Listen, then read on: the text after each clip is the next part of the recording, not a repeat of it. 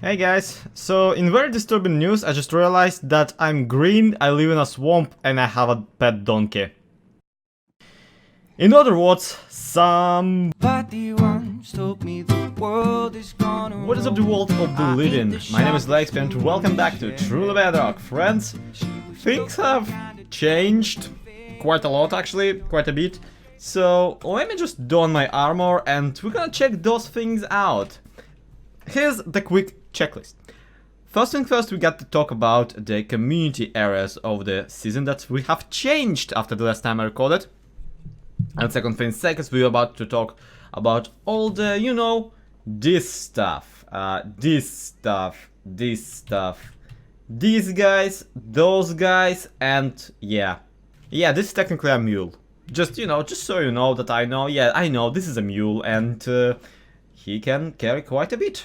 He carries a lot of my stuff all the time, and he carries me all the time, everywhere nowadays, because somehow after we escaped the islandy terrains of the season 0, horses suddenly became so much more appealing now that there's actually ground to cover with it. Now then, in the previous episode I said to you, I would let you know that this area here would be the, that area there would be generally the community one, and people would be like living on the shores and whatnot. Well, that all has changed because Foxy and I have met up, took a look around, shrugged a bit and said, you know what, it would be nice to have actual ground to live on.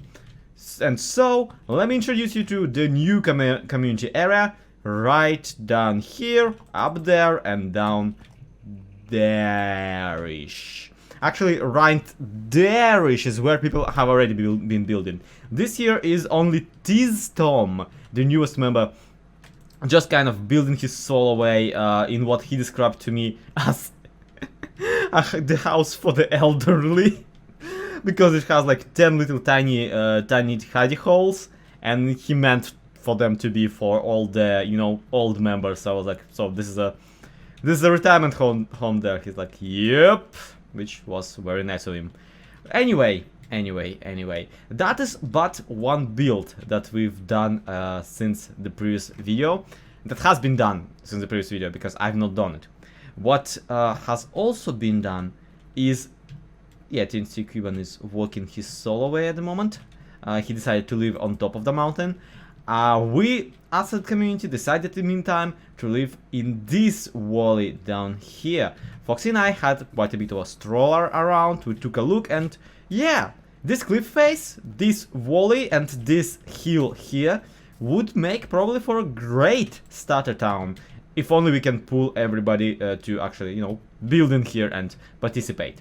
Now, some people already have been participating, and those some people are basically pro with the community enchantment, the community enchantium as he calls it.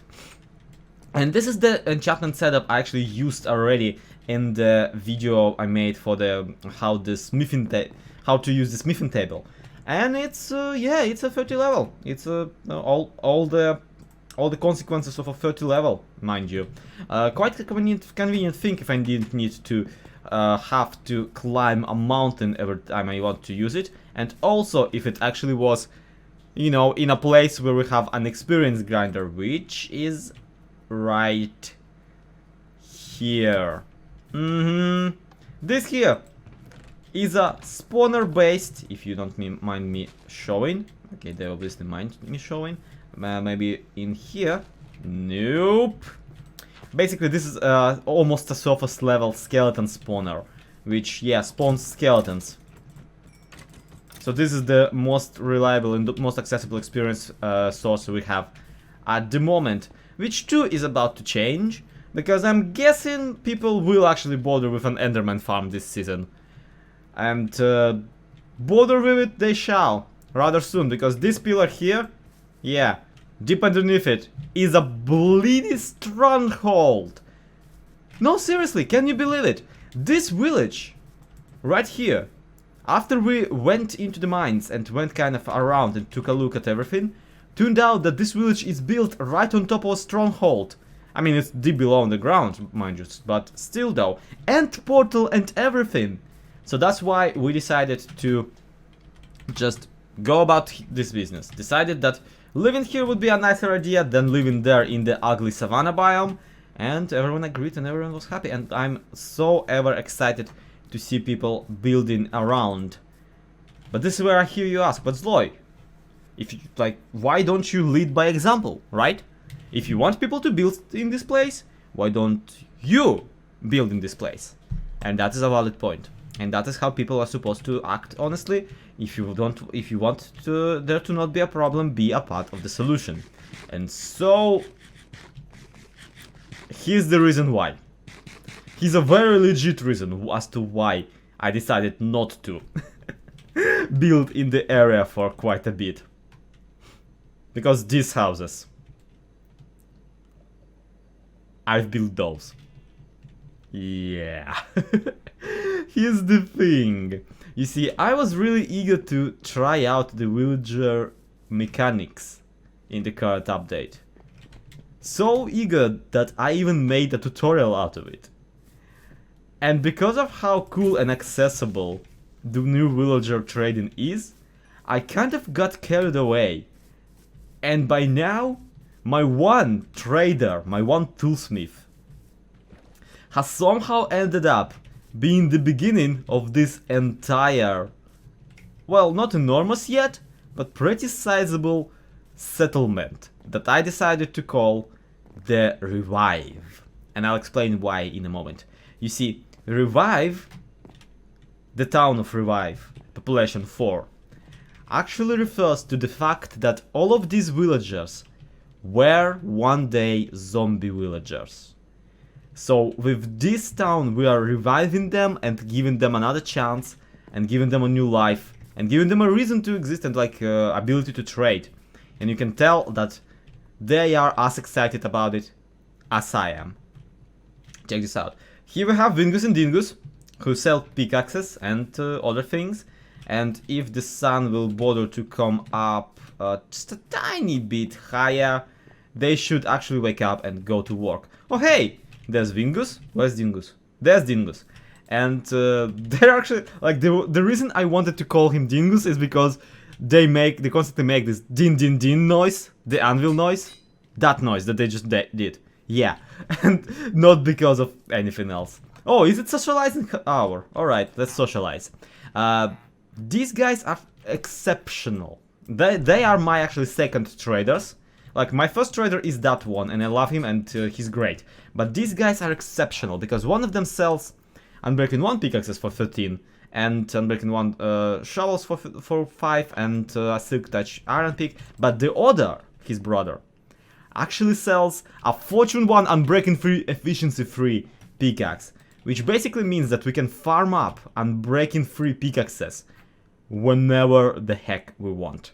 And at the same time, I'm basically reaching the point here where I can't continue building it up without any actual planning.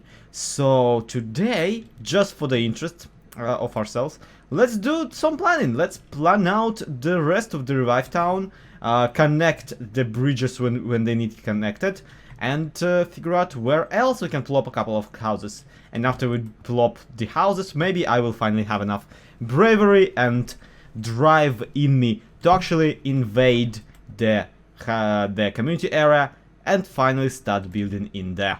Oh, and you better believe that this has maps. Maps! Yeah, I've been waiting for the cartography table like a crazy person. I wanted it so much this whole time. And alas, I don't seem to figure out how to exactly lock maps the way you're supposed to be able to.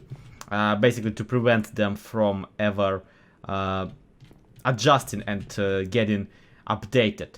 However, I did figure out how to rename them. And it's basically exact same as if you were using an anvil, so that's a bit of a whoopsie. Oh well, at the very least we have the map now. And cartography table, to be honest, is absolutely cute. I mean, look at this little tiny thing. Absolutely love him. Absolutely love him, so he stays. And that's my final word. Alright, back to the business. We have the map of the Revive. This is called Revive bottom right. And this I shall call Revive bottom left. So like dot is where the map is supposed to be. Okay, revive. Works. Point being, we have generally this little island and this part of the island with the mushroom to work with. And then there's this lush connecting from here to there. So maybe just to make it more rectangle, we could utilize this this area right here as a bit of a town square question mark, and these areas down here as maybe some more house builds. At the same time, we could even go houses on stilts as I promised originally. And I want you guys to understand, this here is basically serving as not only a thing to do for me, but actually an exercise in working with villagers to begin with. Later into the season, by which I mean probably like next episode or an episode after that, I actually will move on to my personal area, which Foxy and I have a really interesting plan for, and that's where my skills of that I will gain by building these little houses will absolutely come in handy. Wow, this is definitely one of those cases where the map honestly does not help. I marked out the territory for the entire thing using my purple wool, and yeah, I gotta say, in real Minecraft, in the actual world, the purple wool looks much more easily spottable than on the map. The pixelation really does a number for some stupid reason. Oh well, this is the approximate size of the thing, meaning that I will need to create quite some houses. Now, if we, as Pixelgraph would say, enhance to a degree, you will notice that that house is particularly made out of different material than this one, and this one is made out of particularly different materials than that one. And that's not for just. This is actually absolutely intentional and absolutely thought through. He lied. Anyway, think about it. We have houses that are going to be placed over the ground, so over actual islands of the swamp, and those can be heavier. Alright, and those can be heavier, but the lush underneath them, the swamp's land underneath them, will still be very sifty and very soggy and basically not good for building houses. That is why we're using red brick as its basement, as its fundament, as its foundation. We will be using red brick and purple terracotta. That is purple terracotta, by the way. That there is blue one. That there is purple one. We're gonna be using purple terracotta and red brick as a basement, as a fundament, for all houses placed in this area. They will, as a result, appear mildly richer and mildly better, but whatever. This house down here uses brick, not brick, the cobblestone as a fundament, as a foundation, and instead of cobblestone pipe, instead of cobblestone chimney. The chimney is out of regular nether brick, not red nether brick. Yeah, out of nether brick. I have quite some nether brick smelting in there below. You can even see the furnaces in which I smelt them, so it's fine. We will be able to afford it. I don't know. I'm pretty sure nether brick just makes for a better chimney in this particular case. Now, of course, the cobblestone is a better contrast to this house. But still though. At the same time, both houses you can see on the other side of this house, there is a little fenced off area. These are supposed to be their personal gardens and they're basically their porches. They will be coming out onto the porches whenever they want to socialize, and I would just let them run free, but I'm afraid of them being eaten by zombies, which is why it's gonna be a while before this area is spawn proof, so I feel it's just better to not have them running about. That's especially is the case with the third house, the library one. And that one is actually really special because it's kind of in a wrong place when you think about it. The houses on stilts idea was supposed to go in here, into the watery area. So the houses that will be midway into the water will be built on these little stilty, on the logs sticking out of the swamp, kind of held in place by those logs and just kind of sticking there, which is how I plan on having some of the houses being different from the others, and that's generally the general idea, that's the general style. And the best part, honestly, about this project is that because it's not players living in them, because it's actually villagers living inside, I don't have to build big. I just have to build somewhat pretty. Not pretty even. I just have to build cute. And build cute, I'm pretty sure I can manage. So now I just want to plan out where I would place the houses themselves. And also, I want to do some infrastructure planning. I want to figure out where I would place a road in this general area. And also what kind of different structures I would like to have. Like, houses are great, but just houses, that's just boring and unrealistic. And yes, for those materials, it's incredibly convenient that I'm living in a swamp. Clay for days, just gotta dig it. What is going on here? Guys, there's a door like right here. Guys? Now, would you look at that? Actually, please do. I really would appreciate you checking this out and letting me know what you think. So this actually now looks like a kind of a place where people would maybe live, or at the very least lived at some point. The idea behind this place, by the way, is actually in the name, and that's something you will understand. That's something at the very least that will explain to you why there aren't that many houses in here. Get this. Because of the very name, because of the very nature of this settlement, it's the town of the Revive. This is where the zombies who were resurrected and made into their former selves, that's where they live, that's who they are. So as a result, I want you to understand, it's not just because I'm building in the swamp. These people here are supposed to be outcasts, pulled together from all sorts of places, all sorts of areas, and kind of brought together by just this simple one reason, them being resurrected with a golden apple. As a result, these are not the happiest bunch, and while they make do, they don't have many resources, just like me, honestly. And they are kind of on their own, cut off from bigger villages like the savannah ones, and also, because of the swampy land, because of the nature of it, they don't really have that many, that good of a situation in the environment. As a result, I want you to understand that they have to rely on somewhat non-conventional villager arts and crafts of Minecraft.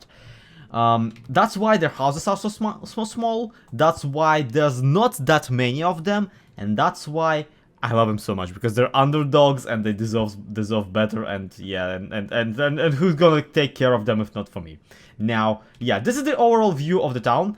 That there actually is where I feel I could create some semblance of a town hall, but what's the point of making it if no one's gonna come there anyway, because everybody's sitting in their houses because I blocked them off from ever walking about. Also, some houses on here that I planned, whee, sploosh, and let me just quickly cheaty collapse the pillar of gravel on myself. Yeah, some houses that I planned out here I already have purposes for, and okay, I've come up with what kind of villager I want to put in there. For example, this here is a 2-villager house. I feel this is going to be a 2-man household, and one of them, because they have this little thingamajig, this little dock out here is going to be a fisherman. So there will be just fish from down here every now and again. Which, no, they're not gonna, I'm not gonna let them just walk about like an idiot and get killed by drowned or something. At the same time, I know that place I want for some sort of a guard, not even guard tower, but just some guy who used to be a bit of a military person in his former life before he became a zombie and then got, you know, just lost his mind, walked around as a zombie, then was resurrected in here and kind of just settled down because he has no idea where he is relative to his former life or how much time had passed. So he just lives here, kind of helping everybody else out, figure out how to protect themselves from the locals, from the drowned and the slimes and whatnot. And that's another thing that I really feel about this village, is that their attitude about other monsters is they don't try to fight them. They just hide from them at night and they just let everything just run its course. And then they come out in the morning and they kind of do their trady beats, just waiting for the zombies and the drowned to go. And oh my god, if you killed my... Where are the... Are you kidding me? Did you seriously kill Wingus and Dingus? You absolute prick! See, this is why we cannot have nice things. This is why I should close my stupid trapdoors whenever I do anything. Alright, it's fine. We can save this. We can work with this. Let me just quickly craft up a boat. I'm pretty sure they now keep both their both their professions and the other thing and their levels. Alright, what if I and no? What if I and then Guys, come over here. Guys, there we go. Oh, you flipping idiot. Go to your brother in the boat. Hey, the boat. Get in the boat. You can... There we go. Alright, cool, awesome. Now they will not despawn and I will be able to queue them and it will be all fine. It will all be fine. Guys, seriously, you had such good trades for pickaxes. Why did you have to... Oh, come on. And now that they're not non-despawnable, I'll deal with them later, guys, don't worry. Especially since next time I want to get into some other professions for the villagers that I prepared and have on these walls, on these signs, which might not be in the game, some of them, and which some might be in the game already, that I want to add just to kind of for visual effect, just to create the impression that this town has some special villagers that don't necessarily fit or that were basically kind of a necessity in this situation. For example, I have the witch doctor here mentioned, so you can probably tell why we're gonna need that. Or a botanist, because they don't really have any farmland, so they have to rely on berry bushes and that kind of stuff. Or, I don't know, a beastmaster, which is, yeah, I don't know, just some sort of villager that deals not just with the animals, but also with the other creatures, such as creepers and whatnot. Basically, I have really cool plans for this, and at the same time, I want you guys to keep in mind that this is not our main project for the season. No, not in the slightest. I have 2 more big projects planned and, well, not planned, but, you know, that I really want to work on. But before that, we need to warm up. We need to get going, and this is us getting that going, getting that started, which we are trying to start. We are gonna finish this village, build up our starter house, and that's when we're gonna go to my main base area. But for now, that's gonna be it for today's episode. Thank you everybody so much for watching. I hope you enjoyed it. This has been SlackLizard. This has been Truly Bedrock. Din indeed. Thank you, friend. To be continued. Have a good one. Bye bye. Well, the years start coming, they don't stop coming. Heads at the blues and they hit the ground running. Did that make sense not to live for fun? Your brain gets smart, but your head gets dumb. So much to do, so much to see. So what's wrong with taking the back street? You never know if you don't go. You never shine if you don't glow. Hey now, you're a no star. Get your game on, go.